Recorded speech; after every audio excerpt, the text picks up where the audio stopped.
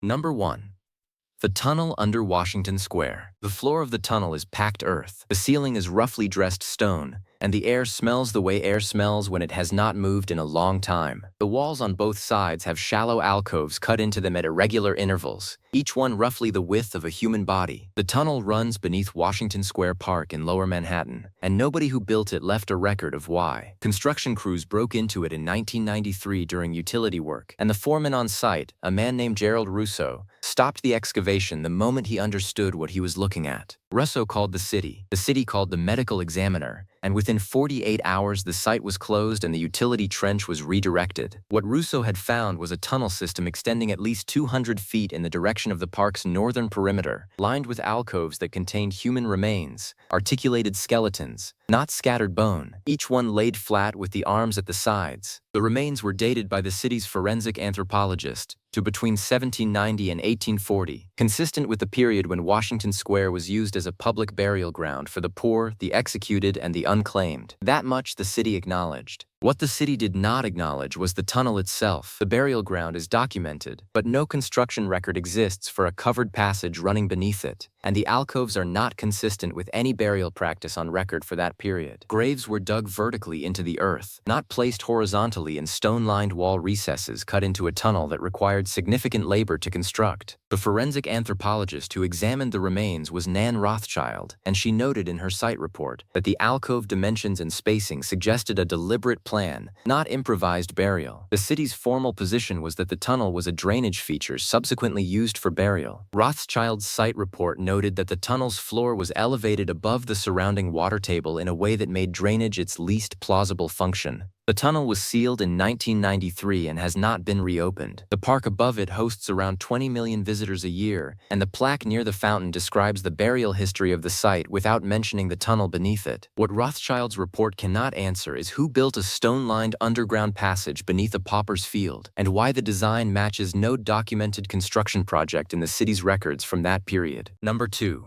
Elias Boudinot and the Seattle's Underground. In 1965, a local historian named Bill Speidel was trying to save a neighborhood in downtown Seattle that the city wanted to demolish, and the argument he made to save it involved taking people underground. Speidel had discovered, by walking through it, that the entire original street level of Pioneer Square still existed beneath the current city, intact, sealed, and mostly forgotten. He started charging admission, and what the tours revealed was stranger than the history books had mentioned. Seattle burned to the ground in 1889, and when it was rebuilt, the city raised the street level by as much as 35 feet in some blocks, simply building the new city over the ruins of the old one. The original ground floor storefronts, sidewalks, and connecting passages became underground rooms, and the people who had used them kept using them for years after the new city was built above. What Speidel documented, and what researchers after him confirmed, was that the underground network extended significantly further than the fire's footprint. Passages connecting buildings that predated the fire, in directions that suggested planning rather than accident. One passage running beneath First Avenue connected at least 7 buildings that had no documented commercial relationship and no common owner at the time of construction. A structural engineer named David Krochalis surveyed the underground in 2003 and found stonework in sections of the passage that predated the 1889 fire by an estimated 30 to 50 years, based on construction technique and mortar composition. The city of Seattle was founded in 1851, which means the stonework Krochalis identified was laid within years of first settlement, by a population that did not yet have the labor force or the capital to build underground infrastructure. Krochalis flagged the anomaly in his survey report, and the survey was filed and not followed up. The official account of the Seattle Underground is a story about a fire and a rebuilding, practical, explicable, and complete. The stonework beneath First Avenue that predates the fire is not part of that story, and no researcher has produced a construction record that accounts for it. Speidel's tours still run today, and the older sections of the passage are marked as structurally sensitive and not included in the public route. Number 3.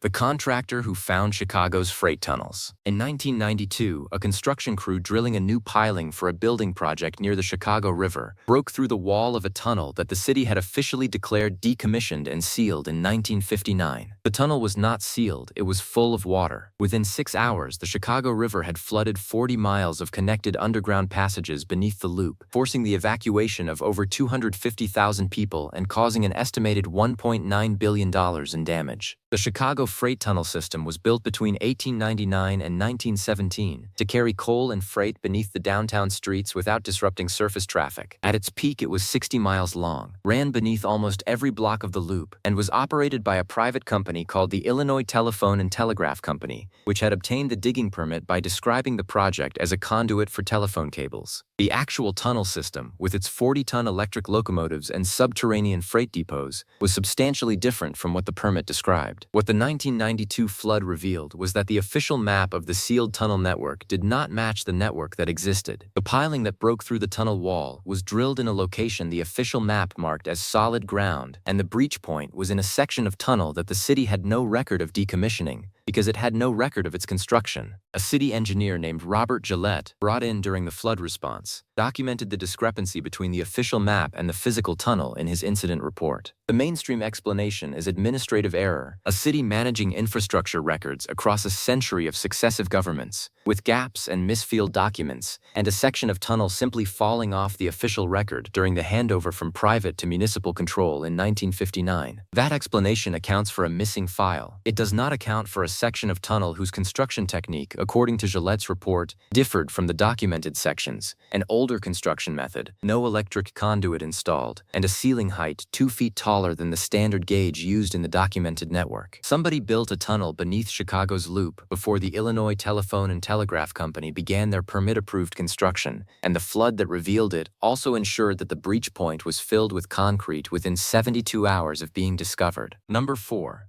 The Reassigned Survey in Kansas City. In 2007, a geologist named Raymond Coveney published a survey of the subsurface of downtown Kansas City and sent it to the city planning department, and the planning department sent it back. The survey showed a network of passages connecting the documented limestone cave system beneath the city, which is extensive, commercially operated in parts, and widely known, with a series of excavated chambers whose dimensions and wall finishes were inconsistent with natural cave formation. Coveney's cover letter asked a specific question: who cut them and when? Kansas City sits above an enormous deposit of Burlington limestone, and since the 1880s the city has quarried it commercially, creating an underground zone of repurposed cave space that now holds cold storage facilities, data centers, and warehouse operations, roughly 55 million square feet of underground commercial real estate. All of that is documented, permitted, and mapped. What Coveney's ground-penetrating radar survey found were chambers beyond the permitted zone, connected to the commercial network but not part of it, with flat floors, dressed walls, and in 2 cases what the survey described as structural column bases cut from the living rock. Column bases suggest a ceiling that required support, which suggests a space large enough to need it, which suggests a room, not a passage. The city's response was that the chambers were unmapped quarry waste, sections of the commercial system that had not been formally surveyed. Coveney's follow-up, submitted 6 months later, noted that the column-based locations were in areas where the Burlington limestone deposit ended and a different substrate began, meaning quarrying would have been economically pointless at those specific locations. His follow-up was not answered, and he retired from the Missouri State Survey in 2009. The chambers Coveney identified remain officially unclassified, not mapped, not permitted, not publicly acknowledged, and the commercial underground operators who work closest to the identified locations have declined interview requests on the subject. What his survey cannot answer is when the column bases were cut, and by whom, into rock that offered no commercial reason for anyone to be there. Number 5.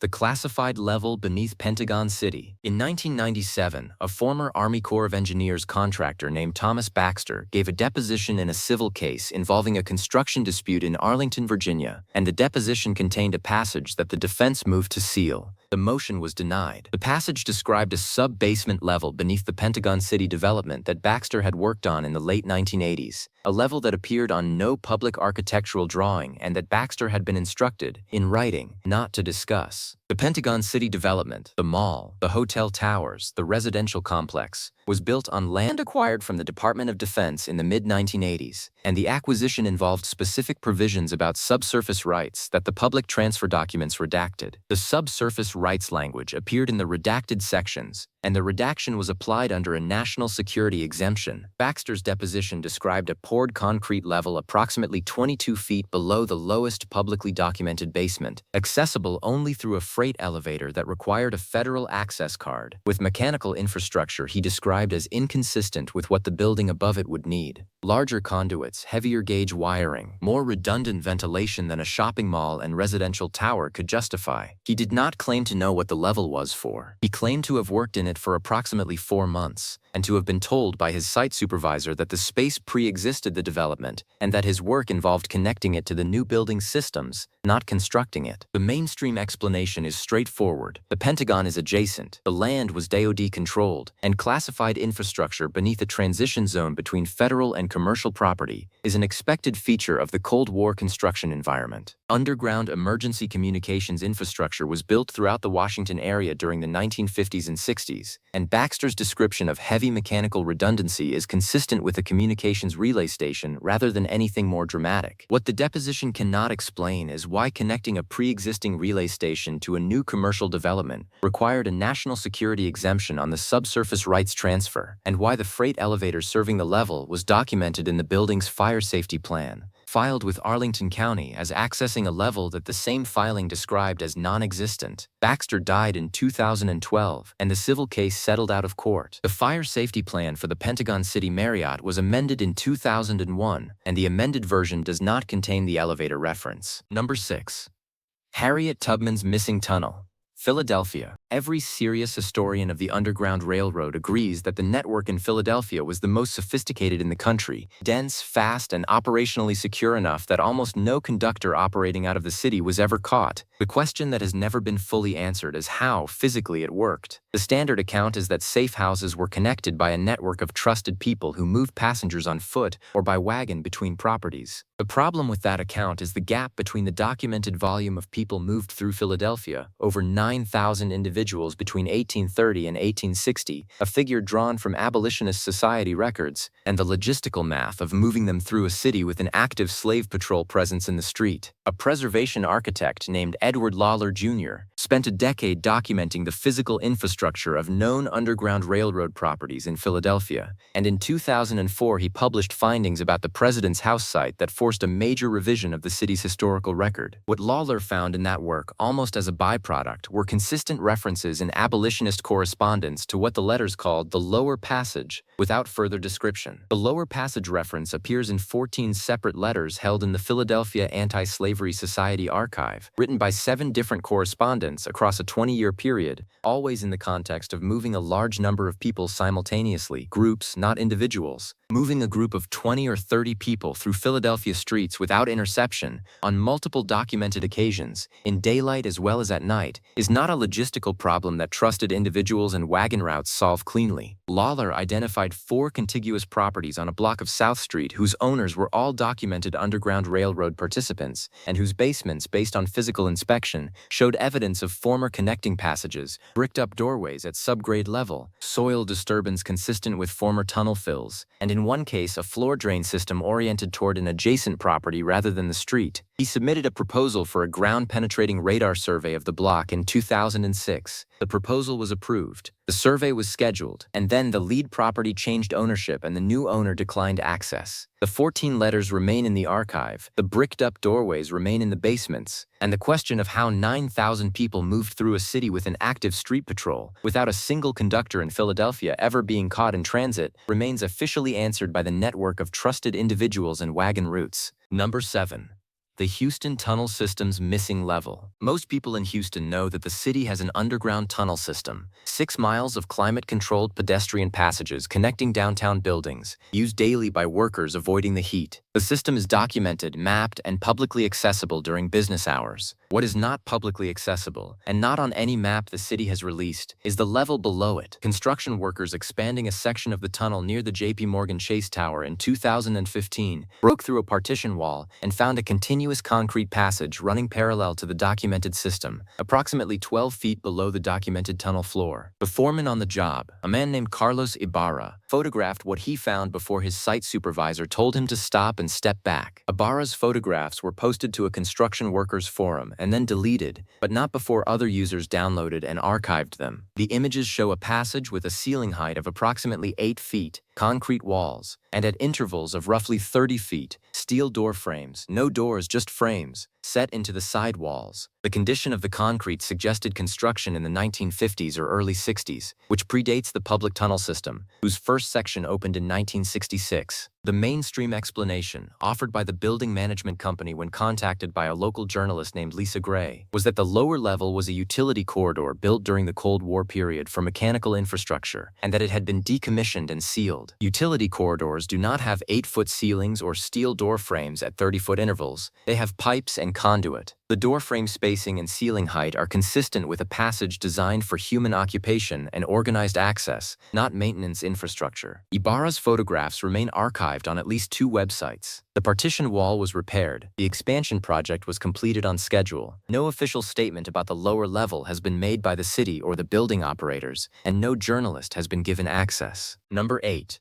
The woman who mapped Cincinnati's subway. In 1925, a civil engineer named Mary Bell Kessler, working as a draftsman for the Cincinnati Transit Commission, one of the few women in that role at that time, completed a detailed survey of the partially built Cincinnati subway system and submitted a report to the commission noting that the tunnel dimensions in 3 sections of the route did not match the approved construction drawings. The subway had been under construction since 1920, funded by a city bond that had run out, and construction had halted. The commission filed Kessler's report, approved no follow-up survey, and disbanded 2 years later when the city formally abandoned the subway project. The Cincinnati subway tunnels still exist, 9 miles of them, sealed beneath the city, constituting the largest collection of unused subway infrastructure in the United States. They have been surveyed by city engineers multiple times since the 1940s, and each survey has confirmed that the tunnels are structurally sound. What no survey has fully addressed is the discrepancy Kessler identified in 1925. In 2012, a structural engineer named Michael Fern gained access to the tunnels as part of a city-commissioned assessment and documented 3 sections where the tunnel bore was consistently wider and taller than the construction drawings specified, not by a small margin, but by between 18 inches and 2 feet in both dimensions. Fern noted in his report that over-excavation of this consistency and scale across 3 separate sections could not be attributed to standard construction variants, and that the cost of removing the additional material would have been significant and would have appeared as a line item in the construction budget. It does not appear in the budget. The mainstream explanation is straightforward. The subway project was chaotic, underfunded,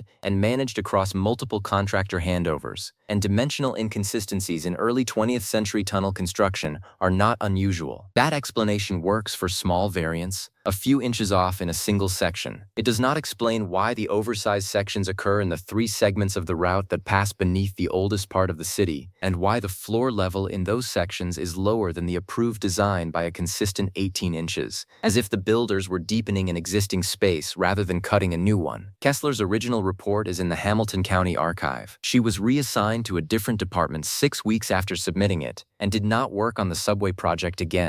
What her report and Fern's assessment together cannot answer is what was already beneath those 3 blocks that required the builders to go deeper than the design specified. Number 9. The declassified tunnels that aren't finished being declassified. In 2001, the federal government acknowledged the existence of a classified tunnel system beneath Washington, the 600th, connecting the White House to a series of emergency facilities, a disclosure forced not by a Freedom of Information request, but by the September 11th attacks, which required public acknowledgement of the evacuation routes used that day. The acknowledgement was partial. It named the tunnel to the Presidential Emergency Operations Center beneath the East Wing, and it named no others. The partial disclosure created an indexing problem for researchers. Once one tunnel is acknowledged, the classified status of adjacent infrastructure becomes procedurally harder to maintain, because the reason for classifying the adjacent infrastructure, that the primary tunnel's existence is itself classified, no longer applies. An attorney named Ann Wiseman, working for a government transparency organization, used this logic in a series of Freedom of Information requests beginning in 2003, and what she obtained over the following decade was a set of heavily redacted documents, whose redacted sections, mapped against each other, traced the outline of a tunnel network substantially larger than the single connection acknowledged in 2001. What the documents show in their unredacted portions, references to tunnel junctions, to access points in buildings that are not the White House or the adjacent EOC facility, and to a maintenance schedule with a budget line that scales with mileage. A mileage figure whose unredacted portions are consistent with a network of at least several miles, not a single half-mile connection. A civil engineer named Carl Malamud analyzed the mechanical specifications in the unredacted sections and noted that the ventilation load described was approximately 6 times what a single tunnel connection of known length would require. The mainstream explanation is precisely what a government transparency attorney would expect: a Cold War infrastructure network built to sustain continuity of government in the event of nuclear attack, classified for legitimate national security reasons, and still partially operational in ways that justify continued classification. That explanation is credible, documented in principle, and consistent with what other governments built during the same period. What it does not resolve is why maintenance budget documents reference access points in locations that the unredacted portions of the map place outside the federal zone, in areas of the city that are not federal property, and have no documented connection to continuity of government infrastructure. The documents Wisman obtained are publicly available through the National Security Archive. The redacted sections remain redacted. The maintenance budget continues to appear in annual federal infrastructure filings, and the mileage figure continues to be redacted. Number 10. The thing beneath San Francisco they stopped digging toward. In 2017, the tunneling operation for the Central Subway project in San Francisco, a new light rail line running beneath Chinatown and Union Square, encountered something at a depth of approximately 45 feet below Stockton Street that stopped the boring machine for 11 days. The project managers issued a statement citing unexpected soil conditions. The boring machine was a Herrenknecht slurry shield tunneling machine, a piece of equipment specifically engineered to handle unexpected soil conditions, including underground water, mixed-face geology, and buried debris. The machine's sensors, logged by the project engineer on site, recorded a void space, a pre-existing underground cavity directly in the path of the bore, with dimensions that the sensor data estimated at roughly 60 feet in length and 20 feet in height. A void of that size in that location does not have a straightforward geological explanation. The substrate beneath that section of San Francisco is bay mud and fill, material that does not form natural cavities of that scale. The project engineer, whose name appears in the construction log as D. Aaron Nowitz, noted the void dimensions in the daily log and escalated the finding to the project management level. 11 days later, the bore path was adjusted,